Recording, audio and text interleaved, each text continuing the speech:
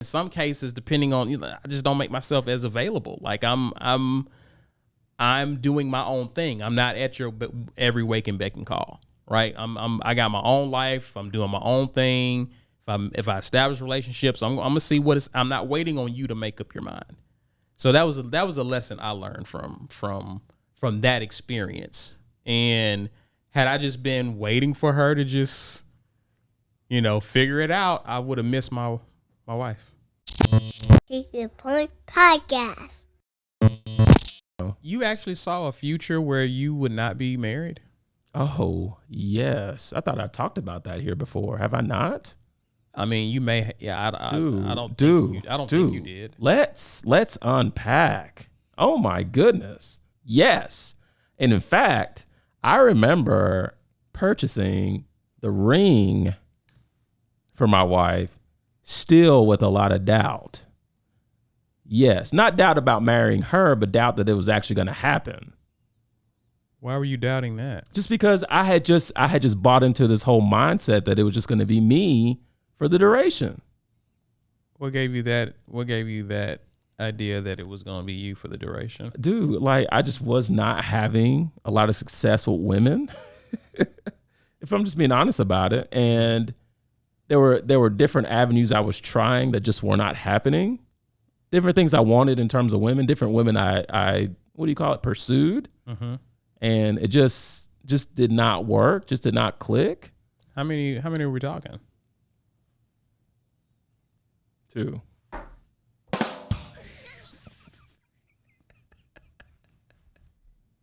Okay. So because of that, you had doubts. Yeah. And I was like, I was ready to embrace that. And I joke with my wife now, like, her ring is my theater room. Because I was saving up for a theater room to build in the 3rd bedroom of the house I had at the time. And like, that's all I was focused on.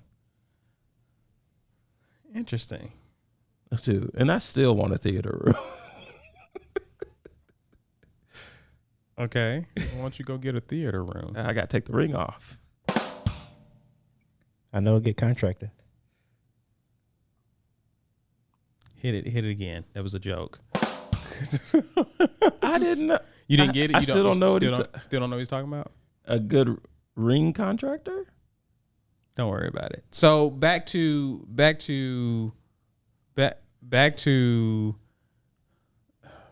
listen, they have the plane has landed.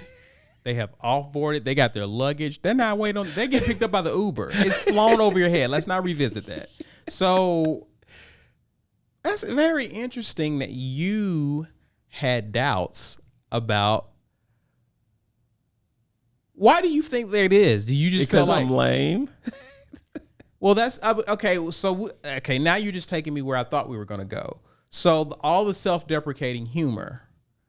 You never thought that maybe the 2 women that you decided to pursue just wasn't for you? No, I always thought I was part of the issue. Like, I would never, with these 2. Another therapy session coming on. But go ahead. With these 2 in particular, I made sure I was really, really intentional about not introducing any marital pressure, even though like y'all were dating. One of them I was dating. The other one I was just trying to date so bad, but I really, really was crazy about her. Friend zone. Yeah. Ultimate friend zone. Ultimate friend zone. But in my heart, I was like, well, this could still work. It didn't. You remember her. You're optimistic. I mean, you're still optimistic. You remember her. I do. Yes. Okay. You've seen her before. Do you think that if you were single today, you would have a shot with them? Yeah. Why? Why you say that? Because I'm different now. Like as self-deprecating as I could be at times, like I think I've experienced enough to give myself more credit than I did back then. Breakthrough. What? That's saying a lot, seeing as though you don't give yourself credit now. I know, but think about there's still like progress there though. Okay. Like I'm thinking about You think you'd be more confident in Yeah. If going back to my wife and I because that wasn't even supposed to happen. So like the pressure was off, guards were down. Like that was not supposed to happen. And what I mean by that is like we cannot stand each other. When did you realize you liked her? Still waiting. You want the Jeopardy view? No, I'm not gonna do that. When did you realize you liked? Because at some point you had to realize you liked her and you start pursuing her. Because I know you say like, man, we ain't like her. Well, we just hanging out, Yeah. but you didn't get like her or loved her. I would think you have to like her first. True. You know what I'm saying? Like at what point? I'm really trying to think. At what point did things turn and you was like, you know what? I am really feeling her. I'm actually going to be very intentional about certain things, about how I interact with her. I'm going to be more thoughtful of this, do this types of thing. I want to take her here. I want to do like, when did that shift become? Because by that point, by the time that happens, it's no longer, oh, I never planned for that. I'm spitballing here on time frame, but y'all just kind of work with me. Okay. I know it was probably about anywhere between 8 months to a year after knowing her. When did y'all start hanging out? Hanging out. Maybe a year after like I was first introduced to her. Okay, so 8 months. What happened at 8 months again? I remember she and I were out with we were in a church group, young adult This group. was after she was helping you with whatever she was helping you. Yeah. Like when she helped me decorate my house, like I had her decorate to a certain point for budgetary reasons. Then I kicked her to the curb. And then there was like a period of like, oh yeah, I know her. She helped me decorate my house, and that was it. Right? But we were in the same social circle, and we kind of knew each other through the church, yeah, the young adult ministry. We kind of knew each other. We weren't necessarily on as bad of terms as we were when we first met each other, because I started off with a terrible joke, but it was still like, oh yeah, she's cool. She helped me decorate my house, and I actually recommended her to another guy who was either building a house or buying a house at the time. But anyway, we were having like a game night or something. And yes, it's coming back to me now. We were having a game night and we were playing Taboo. And like I consider myself like a Taboo king. That's the game of Christian singles. Goodness gracious. Continue. I consider myself to be the Taboo king. Like, yeah, like you want that taboo smoke, I'm here to bring it to you, right? But I had the cards. She was on the team that was guessing. And dude, I was saying one word. Yeah, flip the card. I'd say one word. Yeah, flip the card. I'd say one word. Yeah, flip the card. And I was thinking, because y'all know how tangled my mind is. And I'm like, she is getting this. I don't know if this is because we have spent time together, even though it was just for like. So she completed your sentences, and you knew that she was the one. Well, that's when I started to think. That's when I started to think like, well, this is different. This is unique, you know. So you start seeing her in a different light because she got you. That was the spark. Okay. And so, because I remember after we got done, I was asking her, I was like, how'd you pick up on some of these cryptic one word attempts I was getting out here? She's like, I don't know. She's like, we're in the zone and we won, of course. I don't lose in Taboo. But that kind of started something, right? And then, of course, we're in the same social circle. So like when we would go out to eat, maybe I would sit next to her. Maybe.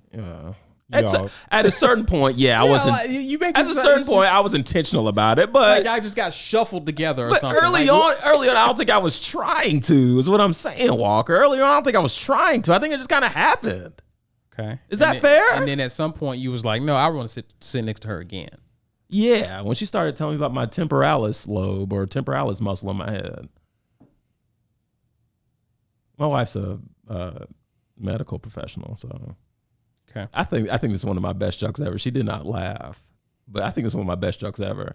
We're sitting at the table. We're at Los Compadres Mexican joint over in Homewood. Like people know what that is. And That was critical to the story.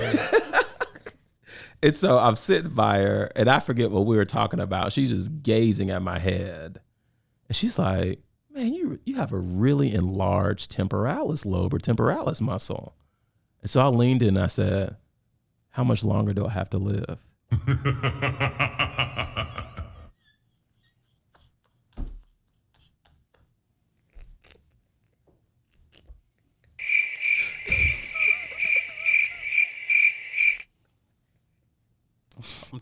I'm totally with your wife. No one laughed. It was a group of us, and I am like about to faint.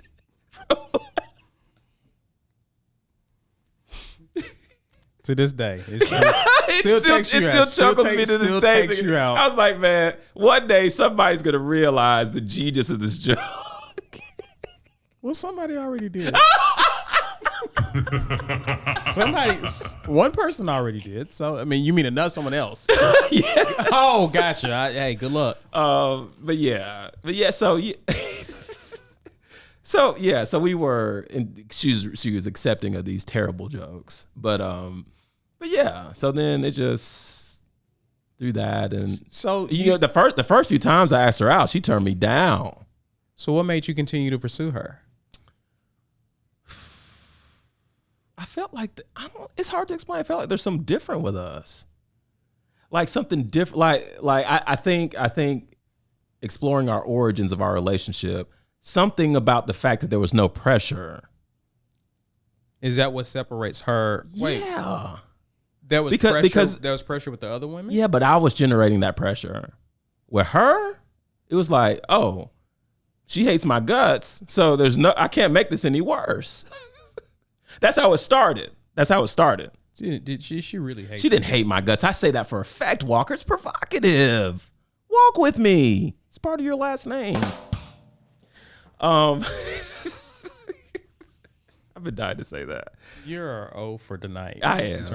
Go ahead. I am, but I keep shooting though. I keep. That's what I encourage you to do. And that's how you ended up with Tab.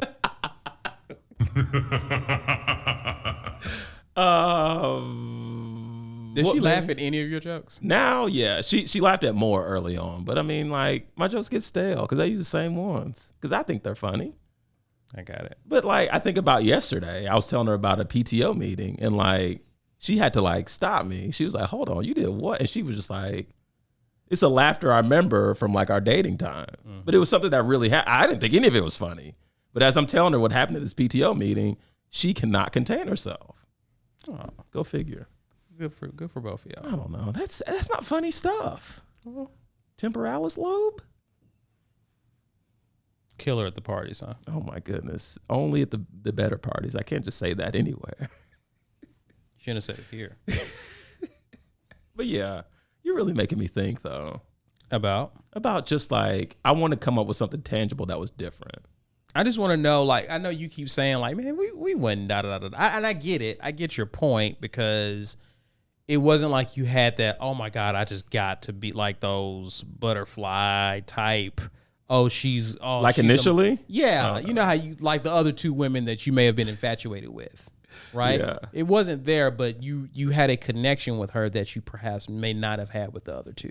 Yes. And I think that got you to thinking, I want more of that connection. Right. Okay. But traveling back to your initial question, had it not been for her, yeah, I'd still be single today, probably. How do you know that? I don't think you. I mean, don't think so? You think I'd find somebody out in these streets? You did find somebody. So who's to say you couldn't find someone else? Yeah, that's a good question. That's a really good question. I don't know. I think I'm telling you what I think. Now, maybe you're right. Because if it was now at 39 years old, yeah, my approach would be different. This dating scene is crazy, so maybe not. I think as you get older, you're able to handle rejection better.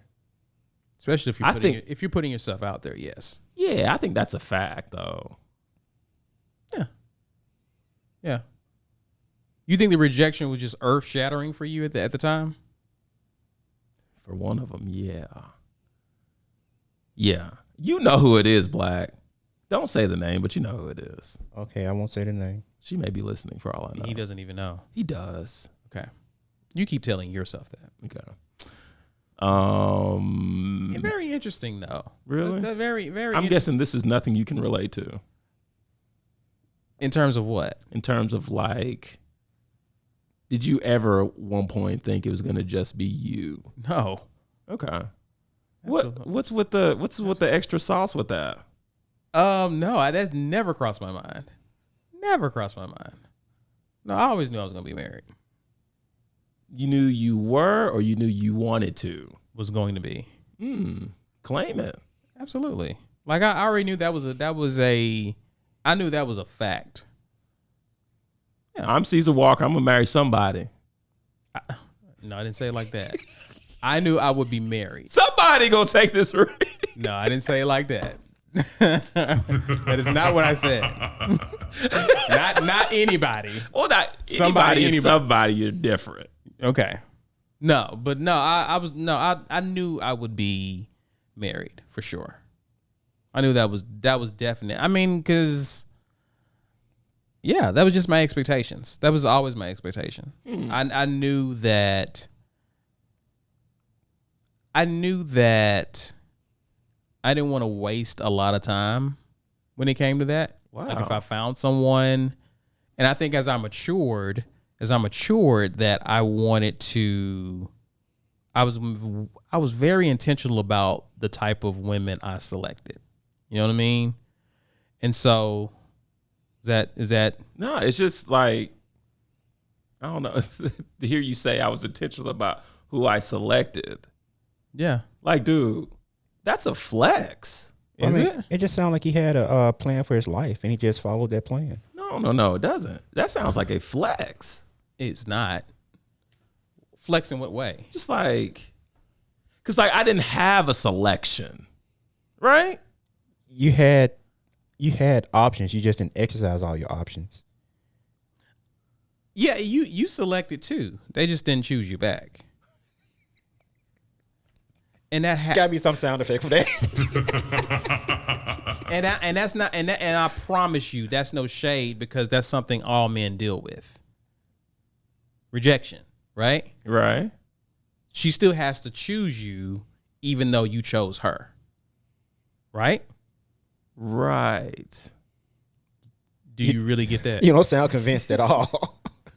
You don't get that? I don't. To me, Because I've dealt with rejection. Like what You? you dealt with. Yes, I've dealt with rejection. Absolutely. Absolutely. I don't see that, Walker. Why? Because look at you, man. What about me? You got flowing locks. Even back then, they can look at me. They can look at me and say, "Oh, look at those locks." Man, when he get these locks. I think the difference maybe is how he handled the rejection between the two of you guys.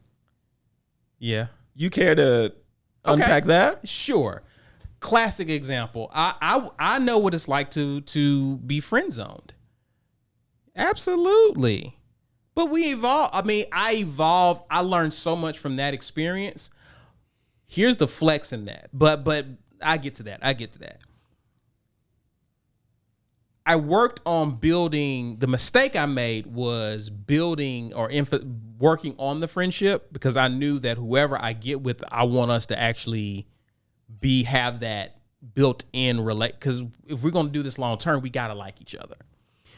And the girl liked me, right? But in terms of like that romantic connection, I'm not sure if we ever really had that when I look back on it in hindsight. Now, I liked her. It could have been a romantic connection because, if you're physically attractive, it can always be a romantic connection. But I'm not sure at the time she knew what she wanted and what she was looking for, right? And because I was always accessible, I'm not sure if I presented the challenge to her for real. So when I asked her out, she actually declined when I asked her out. Now, after that, I distanced myself and she sensed it. I wasn't as available. No, you're fast forwarding too much. Tell us about that night in Marvin's room. Well, what happened? I want to know how the rejection hit you. I don't care about the separation. How did that initial rejection hit you? How about you do this? How about you continue letting me tell my story, and then you'll get that answer. That would be the respectful thing to do. All right, Gotcha. let me chill, Walker. So, after the distance, we hung out later on. It was around the holidays. Never forget it. And by this point, we met up, we're talking, and she addressed, the fact that, I have been kind of distant or whatever. And she wanted us to just be friends. I was like, okay. Because I'd already friend zoned her myself. Like, I was like, I've kind of moved on, right? So her thing was, and I think there was another guy that she was dating, like interested in. So she, dating him. I was like, that's cool. I was cool. I handled it very mature, no spice, no nothing, right? I think that dude and her, I think they broke up maybe like a month or so later or something like that. And 2 months after they broke up, me and my now wife started dating. And you can tell when that bothers that person. This is where the flex comes in, because when I said that we were good, like I moved on. Like after that, I moved all the way on, and because I was looking, and so when I began pursuing my now wife, she reciprocated, all systems go. And I could tell, because the girl who I was pursuing is in similar circles, I could sense there was like oh, you really not available, huh? That type of vibe I got from her. So yes, I've experienced rejection, but you got to keep shooting, right? Yes. So that was the thing that I learned, and I handled it well. I learned from that.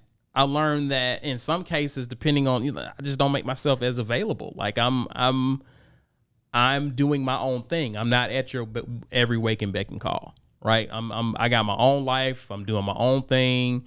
If I establish relationships, I'm gonna see I'm not waiting on you to make up your mind. So that was a lesson I learned from that experience. And had I just been waiting for her to just, figure it out, I would have missed my wife. So, yeah, I've had experiences with that. So, and that's what I'm saying in regards to you. Like, the beauty of it is that you're married, you met your wife, but if you hadn't met her, if it wasn't her, you got to keep your eyes open and know what you want. And by the time my wife came around, I knew what kind of woman I wanted. So when I saw her, I locked in. So that's that. That make sense? No words? None. What do you say after that? I don't know. Well, I do have a question if you feel like answering it now. How did you deal with that rejection? How did I deal with it? Yeah. I mean, it wasn't easy, but I realized, next. Just sound like he turned the page and kept going. Jeez, I guess when you have a selection, you can do that.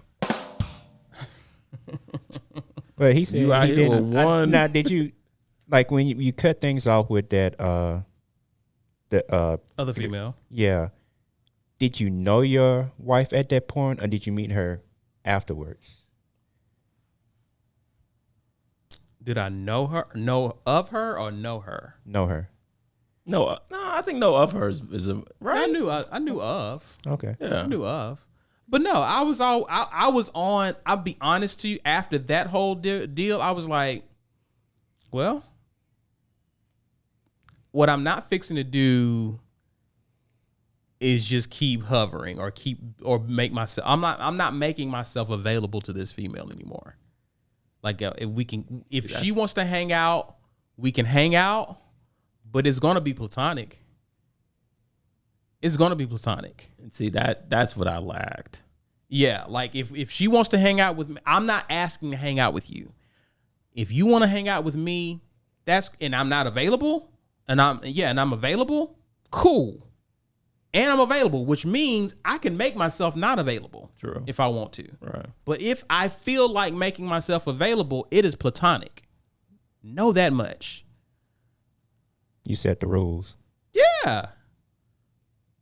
Yeah, because now my energy is not with you anymore. It's with someone else. I'm giving my time, my energy, and that to someone else who's going to reciprocate. You bowed out. So you're out. There's no back in. You know what I mean? So when I got that notion, it didn't take me long to move. Again, like I told you, this occurred in a matter of months after that when I met when I met my wife, we hit the ground running. Like the second date we went out, I told her what my intentions were. We were off to the races. Whoa. Off to the races. Whoa. Second date? Second date. What, you expecting 8 months to a year? I mean, every situation's different. And then of course you seem like one of those situations that I hear like when you know. Mm-hmm. Yeah. So it seems like you have a lot of that. Even if I didn't know, I would be very forthcoming as to where I am in life. Oh, okay. Does that make sense? Yeah. You can talk about what your intentions are when you know where you are in life. Right. Right? Yeah.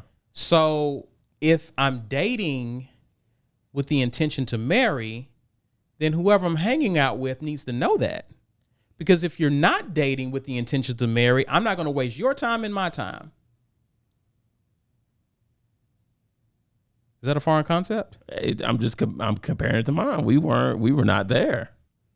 We were not. But y'all was what were y'all just doing? Hanging. Like, I just feel like there was no intent. There was no intent. Like when the intent kind of arise, it was kind of like, because remember, I had a lot of doubt. I was like, yeah, I'm still kicking it with you. I am feeling you ultimately. But in my heart, I'm still like, something's going to go wrong with this. Probably going to be something I do. Still plan to be by yourself and plan to build that theater room in the third bedroom. So, of course, with me knowing that, with that being on my heartstrings, I can't share that intent with her. I should have. No, you did right. You did right in not sharing that. Good God, I would not have shared that. Well, at least I knew enough at the time because at this point, we were having such a good time. It was like, this could be a buzzkill. So like subconsciously, I felt like that wasn't the right thing to say. But I'm thinking about the energy I was getting from her. It wasn't any like, hey, what are your intents with me? And this like after I met her parents and everything. That's how you would have approached it? No. I'm telling you what her energy was. She never came to me and asked me what my intentions were. Do you ever know why? Maybe she didn't want to marry me too. You don't know? I don't. I'll have an answer by our next recording, but interesting. But it was like, I just think about how much time went by. And then finally it's just kind of like, and of course I started the conversation. Gotcha. I started the conversation. It was like, hey, look, I have no problems with this. Like, I don't mind riding out with this. Okay. Those weren't my exact words. They were probably a lot more deconstructed than that. You're paraphrasing, I'm sure. No, it's probably worse what I said to her. Okay. Giving yourself credit. No, I was a different place there. Sure. What I'm saying is that what I'm not sure of is I'm not sure if my wife is an outlier. I'm not sure. But she came back and was very impressed with the fact that I was very forthcoming about my intentions early on. Dude, I'm impressed. Right? So, and again, I can't, because again, every relationship I got into, I took some lessons from the previous relationship and begin to do some things differently. So what I learned from the past, the girl who I was hanging out with, I learned to be very intentional and honest about what I wanted. So when I met my now wife, I'm like, let's not waste time. The reason we're hanging out, I'm enjoying this. This is great. Da da da da. I'm interested in da da da da. I'm interested in you, right? And this is what I told her. Paraphrasing, almost close to what I said. I want to get to know you. I'm looking at being in a committed relationship. I want us. Those are my intentions, but I want us to take our time getting to know each other. I want you to get to know me just as much as I want to get to know you. And what I want us to do is just kind of assess how things are going, be transparent and honest, and update each other. And if it's going south, it's not going well, we can let each other know. We can just continue to be friends or be cool, right? But if it is, we can continue to see how it progresses. But we'll always be communicating throughout. That was basically what I told her. She was down. Who wouldn't be? So, and again, I don't know if that was her, I'm pretty sure a lot of women will want that, but then again, you have to be in a certain place with two people to come together and that works. She has to be in a place where she's looking for something as well. Right. Something, a committed relationship, not going out to eat just to eat, or going out just to look for, a good time. You're looking for something of substance, right? So that works with that person. But if you're forthcoming, you can weed out people who have other intentions. So that was my whole approach about that. And then you don't have to go through this whole exercise that spans weeks and months, and you figure out, oh, such and such was here for, I was here for something else. You know what I mean? You're just not wasting time. Yeah. So that was my whole thing there. And for me, the value of that is what you said earlier. Like, you knew exactly what you were going out there for. Sure. Your boy across the white table did not. All I knew that I wanted at that time in my life was a light-skinned black woman with long hair. And that was the end of it. Wow. Being honest and admitting that. So you can't. So I guess I say this to say, like, I did a little. Obviously, I had matured a lot by that point. Sure. But you have to get to a point where you know who you are and where you are in life. Yes. And the female I think you got to be very intentional about your friends and relationships and the whole nine. But depending on where you are and where you're going, you have to know that you're looking for relationships that fit where you're heading. Right? And so if you're heading somewhere and you're looking for a helper, if you want to be married and you're looking for someone like that, then it changes how you start viewing women in that regard. Even though they may be attractive, they may be this and that, you're observing that. But you remember I told you I observed my then wife's behavior, how she carried herself. Yeah. Loved how she carried herself.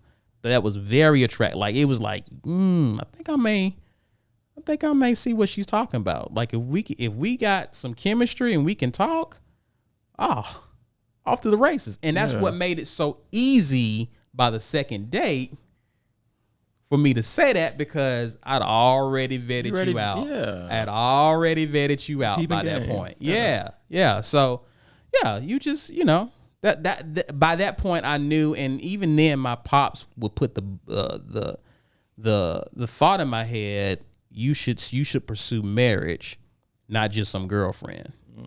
Because it's going if marriage isn't the goal, that's going to be something you have to be talked into. Because you got a different goal. You got a different agenda.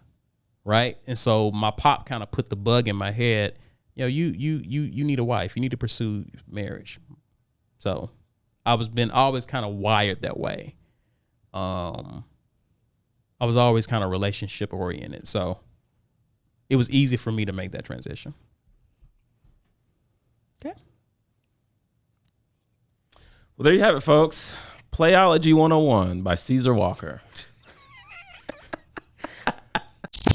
Keep Your Point Podcast.